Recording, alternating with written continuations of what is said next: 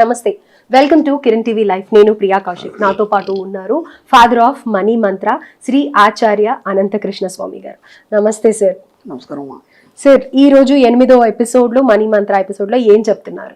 ఇప్పుడు డబ్బు సంపాదించాలనే ఆలోచన మాకు వచ్చిందమ్మా. మనం ఎలా సంపాదించాలనుకున్నాం? డబ్బు సంపాదించాలంటే ఏం చేయాలి? మన సబ్జెక్ట్ లో కష్టపడితే డబ్బు రాదు కదా. అవును, కష్టపడితే కష్టం. మామూలుగా మాలాంటి వాళ్ళు కష్టపడాలి అని అంటాం, కానీ మన సబ్జెక్ట్ లో అది లేదు కదా. కష్టం అనేది లేదు. హాయిగా కూర్చున్న దగ్గర మీరు అఫర్మేషన్ చేయాలి. ఏమనంటే నేను హాయిగా కూర్చున్న దగ్గర సులువుగా డబ్బును ఆకర్షిస్తున్నాను ఎన్నో రకాలుగా. అంటే మనం ఎలా డబ్బును మనం ఆకర్షిస్తున్నాం, ఎలా సంపాదిస్తున్నాం? కూర్చున్న దగ్గర చాలా సులువుగా డబ్బును ఆకర్షిస్తున్నాం, అంతే కదా. మన కాన్సెప్ట్ అంతా అదే కదా. మరి ఇప్పుడు ఇక్కడ రెండు వస్తాయి. అంటే డబ్బు అనేది అధర్మంగా అయితే ఎక్కువ సంపాదించవచ్చు. అంటే ఎలా ఉంటుందమ్మా అంటే ప్రేక్షకుల్లో చాలా మంది చాలా రకాల భిన్న మనస్తత్వాలు కలిగి ఉంటారు. కొందరు ఎడ్యుకేటెడ్గా ఆలోచిస్తారు, కొందరు సామాన్యంగా ఆలోచిస్తారు, కొందరు మిడిల్గా ఆలోచిస్తారు. అంటే అందరు ఆలోచనలు ఒకే రకంగా ఉన్నాయి కదమ్మా. అలా ఉన్నప్పుడు ఏమవుతుందంటే అతి సులువుగా సంపాదించవచ్చు అన్నాడు ఈయన, మరి ఇలా కూడా సంపాదించవచ్చా అనే ఒక ఆలోచన. అట్లా గాల్లో దీపం పెడితే వచ్చేస్తుంది. అవన్నీ స్టార్టింగ్ లో వచ్చాయి, ఇప్పుడు అవన్నీ లేవు ఇక. ఎందుకంటే దాదాపు మనం ఎన్నో వీడియోలు చేస్తున్నాం, ఎన్నో క్లాసులు చేస్తున్నాం, అందరికి ఒక అవగాహన వచ్చింది. కానీ ఇప్పుడు మన టీవీలో మన ప్రేక్షకుల కోసం మనం మళ్ళీ దాన్ని ఒకసారి ఎక్స్ప్లెయిన్ చేస్తాం. ఇలాంటి ఆలోచన వచ్చినప్పుడు మనకి ఏమనిపిస్తుంది అంటే అలా కూడా సంపాదించవచ్చా? కాదు, ధర్మంగానే సంపాదించాలి. ఎందుకు ధర్మంగా సంపాదించాలి, ఎలా ధర్మంగా సంపాదించాలి, అసలు ధర్మం అంటే ఏంటి, ఇది ఎక్కడి నుంచి వచ్చింది? దీనికి నేను ఒక చిన్న కథ చెప్తాను, మా భారతంలోంచి కథ చెప్తాను. పాండవులు ఉన్నారు కదమ్మా, పాండవుల మీదకి కౌరవులు ఏం చేశారంటే ఒక అభిచారిక ప్రయోగాన్ని ప్రయోగించారు వాళ్ళు. ఓకేనా? అంటే అభిచారిక ప్రయోగం అంటే అమ్మవారి దగ్గర కృత్యాలు ఉంటాయి, కృత్య ప్రయోగం జరిపారు. పాండవుల్ని చంపాలని చెప్పేసి ఒక కృత్య ప్రయోగం చేశారు.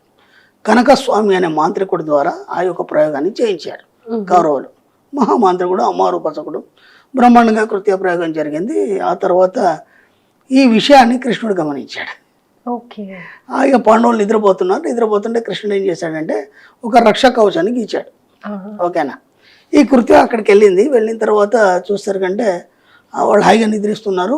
ఆ రక్ష కవచం లోపలికి ఇది వెళ్ళలేకపోతుంది, ఆ వేడి భరించలేక మళ్ళీ వెనక్కి తిరిగి కనకస్వామి దగ్గరకు వచ్చిన తర్వాత అంది కదా, నేను వెళ్ళి తినలేకపోయాను వాళ్ళని, కాబట్టి నిన్ను తినేస్తానంది ఆమె. కృత్య ఆశ్చర్యపడాను, నేను సృష్టించాను, అలాంటిది నువ్వు నన్ను తినడం ఏంటి అంటే, లేలేమ్మా నాకు అక్కడ వెళ్ళడానికి అక్కడ రక్షణ కవచం వేశాడు, ఆ వేడి నేను భరించలేక ఇటు వచ్చేసాను, నేనేమో తినడానికి పుట్టాను, నాకేమో ఆకలేస్తుంది, భరించలేని ఆకలి, కాబట్టి నేను ఏదో ఒకటి తినాలి, కాబట్టి నేనే తినేస్తాను.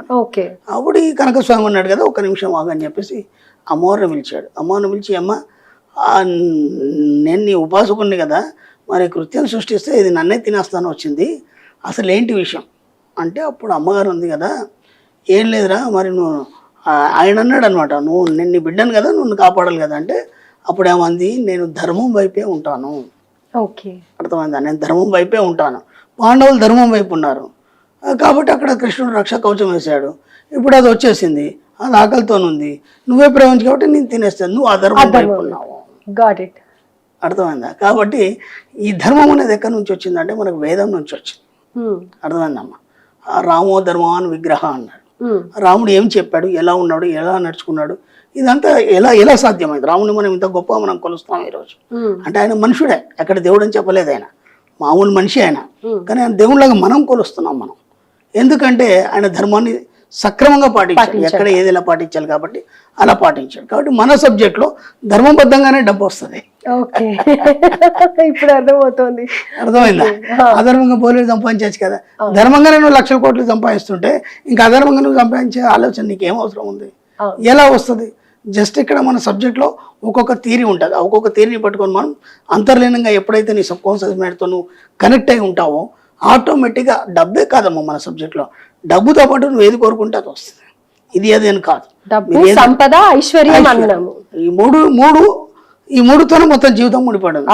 అంటే సంపద అనుకున్నప్పుడు వస్తు రూపంలో ఉంటుంది, ఐశ్వర్యం అనుకున్నప్పుడు పరపతి ఉంటుంది, గౌరవం ఉంటుంది, ఆరోగ్యం ఉంటుంది, అందరూ సహకరించడం ఉంటుంది, ఇవన్నీ దీంట్లోనే వచ్చేసాయి కదా. మన సబ్జెక్ట్లో ఒక్కొక్కటి ఎంటర్ అవుతున్నప్పుడు నేను ఫస్ట్ స్టార్టింగ్ లో చెప్పాను, మన సబ్జెక్ట్లో మొట్టమొదటి మౌనం వహించాలి. మౌనం వహించాలి మన సబ్జెక్ట్లో. మన రూల్స్ ఉంటాయి, 21 రూల్స్. మన సబ్జెక్ట్లో ఎంటర్ కావాలంటే ముందు ఆ రూల్స్ పాటించాలి. అవును, గత ఎపిసోడ్ లో కూడా మనం అనుకున్నాం, ఫస్ట్ మౌనం పాటించాలి. ఆ మౌనం పాటిస్తున్నప్పుడు మెల్లిమెల్లిగా నీ ఇన్నర్ వాయిస్ మాట్లాడుతూ దాంతో మీరు ఏకమవుతారని నేను చెప్పేసి అద్వైతం అనే గురించి దాని గురించి మన సబ్జెక్ట్ చెప్తాం. అవును. అలా ఇప్పుడు మీకు ఇప్పుడు ఇది అర్థం కాదు. అలా ఎప్పుడైతే మీరు ఏకమవుతారో అప్పుడు అది ఆటోమేటిక్గా విశ్వంతో అనుసంధానమై ఉంటారు మీరు. ఓకే. అర్థమైందా? విశ్వంతో అనుసంధానం అయినప్పుడు ఏమవుతుందంటే కొన్ని ఎగ్జాంపుల్స్ చెప్తాను మీకు. ఒక తుఫాన్ వచ్చింది, ఓకే, మనం టీవీలో చూస్తున్నాం. ఎక్కువ మనుషులు చనిపోవడం, ఆస్తి డిస్టర్బ్ కావడం అనేది జరుగుతుంది. ఓకే, అవును. జంతువులు ఎక్కువ చనిపోయినట్టు కనిపించావు మనకి. అంటే కొట్టాల్లో కట్టేసిన జంతువులు తప్ప మిగతా జంతువులు ఎక్కువ చనిపోయినట్టు మనకు కనిపించదు. ఓకే, ఒక భూకంపం వచ్చింది, అక్కడ కూడా కుక్కలు కానీ అవి కానీ ఇవి కానీ చనిపోయినట్టు ఎక్కువ కనిపించదు మనకి. ఎక్కువ మనుషులే ఎక్కువ ఇదవుతుంది, అంటే బిల్డింగ్లు కూలిపోవడం జరుగుతుంది. ఆ పక్షులు కూడా చనిపోయినట్టు అక్కడ కనిపించదు. ఇదంతా ఎలా జరుగుతుంది అంటే ఎప్పుడైతే భూమికి వంకరగా వెన్నుముక పట్టి ఉన్నాయో అవన్నీ కూడా విశ్వంతో డైరెక్ట్ అనుసంధానమై ఉన్నాయి.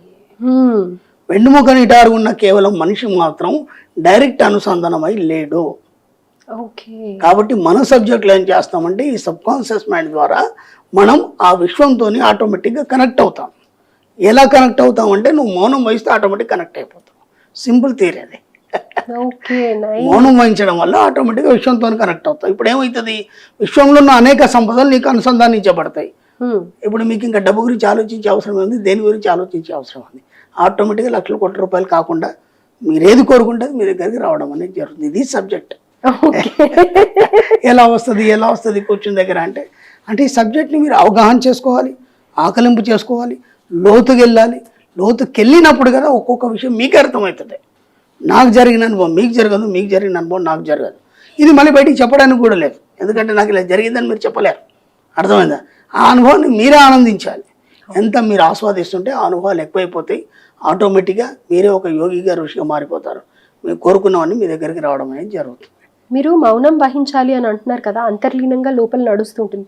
ఈ డబ్బులు ఎట్లా వస్తాయి, ఆ ఉద్యోగం ఎట్లా వస్తుంది, ఇల్లు ఎట్లా కడతాను, ఇదే కదా మౌనం వహించడం అంటే. లోపల నుంచి ఇన్నర్ వాయిస్ నుంచి మనం మాట్లాడకుండా దాన్ని వినాలి అంతే. రైట్? బయట ఎక్కువ మాట్లాడదు. పనికిరాని చర్చలు చేయడం కానీ, ఎక్కువ స్ట్రెస్ తీసుకోవడం కానీ, పనికిరాని విషయాలు మాట్లాడడం ఇవన్నీ ఏమీ చేయదు. జస్ట్ మౌనం వహించినప్పుడు లోపల వచ్చి ఇన్నర్ వాయిస్ వింటుండాలి అంతే.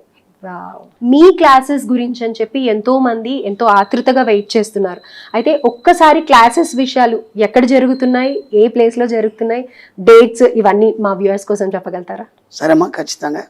మనకి ఇప్పుడు ఈ 2023 అమ్మా మనకి 2 జూలై హైదరాబాద్లో ఉంటుంది, 16 జూలై మనకి తిరుపతిలో ఉంటుంది. ఓకే. అలాగే 23 జూలై మనకు వైజాగ్లో ఉంటుందమ్మా, విశాఖపట్నంలో ఉంటుంది.